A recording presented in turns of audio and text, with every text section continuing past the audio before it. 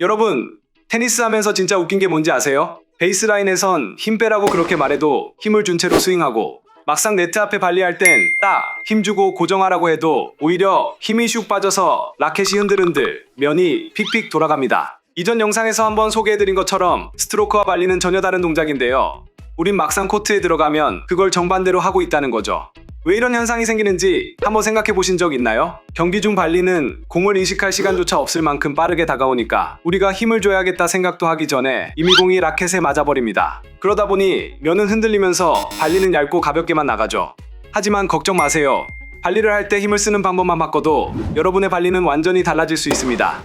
오늘 영상에서는 발리가 왜 그렇게 얇게 픽픽 맞는지, 그리고 그 원인을 어떻게 바꿔야 두껍고 단단한 면을 만들 수 있는지를 하나하나 알려드리겠습니다. 영상 보시고 나면 여러분의 발리가 처음으로 원하는 대로 맞는다 라는 느낌이 드실 겁니다. 그럼 바로 시작하겠습니다. 여러분, 발리할 때 라켓이 공을 튕겨주는 그 느낌 제대로 느껴보신 적 있으신가요? 사실 발리는 여러분이 생각하는 것만큼 강하게 치는 샷이 아닙니다. 라켓으로 스윙하는 게 아니라 마치 트램펄린처럼 공을 받아내는 샷이죠. 트램펄린 위에 공을 떨어뜨리면 공이 그냥 튕겨 올라가는 원리와 같이 발리도 그냥 공을 튕겨내면 됩니다. 이렇게 라켓면이 딱 고정만 되어 있으면 그 자체만으로도 공은 두껍게 맞고 쭉 뻗어나가게 됩니다. 그런데 문제는 많은 분들이 발리를 할 때 라켓면을 제대로 고정하지 못한다는 건데요. 왜 그런 걸까요? 첫 번째 이유는 바로 커핑 동작 때문입니다. 이렇게 공을 받치듯이 치는 습관, 특히 포핸드 발리에서 많이 보이죠. 마치 공을 감싸듯이 아래에서 위로 말아 올리는 방식인데요. 이러면 라켓면이 순간적으로 접히게 됩니다. 그러면 라켓면이 단단히 버티는 게 아니라 푹 꺼지면서 공이 제대로 튕겨나가지 못합니다. 결국 공은 뜨지도 못하고 힘도 실리지 않죠. 두 번째 이유는 프로 선수들의 발리 동작을 오해해서 생깁니다. 프로들의 훈련 영상을 보면 임팩트 이후 라켓면이 열려있는 걸 자주 보게 되는데요. 이건 임팩트 후 팔로우 스루 과정에서 자연스럽게 생긴 동작일 뿐입니다. 실제로 임팩트 순간엔 이렇게 라켓면을 거의 수직에 가깝게 유지하고 있죠.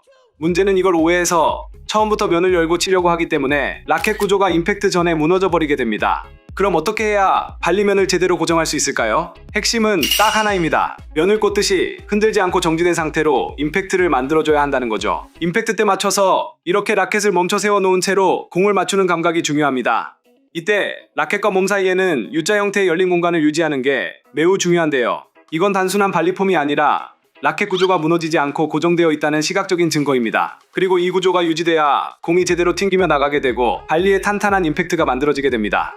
그럼 이 원리가 포핸드와 백핸드 발리 각각에서 어떻게 작동하는지, 그리고 실제로 어떻게 연습하면 몸에 각인시킬 수 있을지 더 자세히 알아보겠습니다.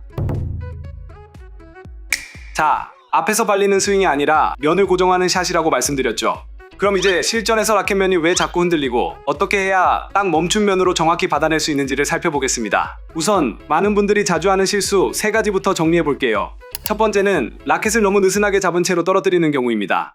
임팩트를 하고 나면 이렇게 라켓이 아래로 툭 빠지듯 떨어집니다. 이런 동작이 나오면 라켓면이 계속 움직이고 그때그때 달라지기 때문에 안정적인 발리가 나오지 않죠. 두 번째는 팔 전체를 뻣뻣하게 굳혀서 내리꽂듯이 맞추는 경우입니다. 라켓이 수직에 가깝게 떨어지면서 공이 짧아지고 낮게 깔리거나 심하면 네트에 걸리기까지 합니다.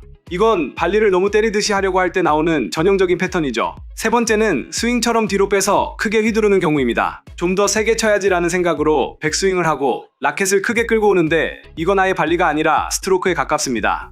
자, 그럼 이 3가지 잘못된 습관의 공통점은 무엇일까요? 바로 임팩트 전후로 라켓면이 목표 방향을 유지하지 못한다는 점입니다.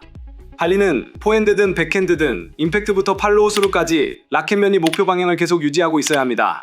하지만 대부분은 팔을 돌리거나 라켓을 휘젓고 상체를 회전시키는 식으로 복잡하게 움직이다 보니 면이 흔들리고 임팩트가 얇아지게 되는 거죠.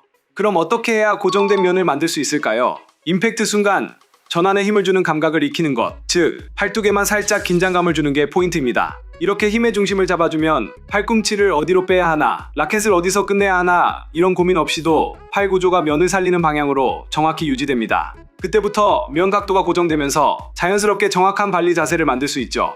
특히 임팩트 순간 전환이 고정돼 있으면 라켓이 흔들리지 않아서 면의 안정도가 올라가고 그 결과 컨트롤과 파워도 살아납니다. 백핸드 발리는 특히 손이 라켓의 앞에 있고 포핸드 발리보다 구조가 더 불안정하고 힘도 약하기 때문에 이 원리가 더 중요한데요. 이럴 때 전환에 힘이 실려 있으면 공이 맞았을 때 라켓이 흔들리지 않고 훨씬 더 두껍고 정확한 발리가 나갑니다. 실제로 전환에 힘을 준 상태와 그렇지 않은 상태를 비교해보면 면이 버티는 힘 자체가 완전히 다르게 느껴지실 거예요.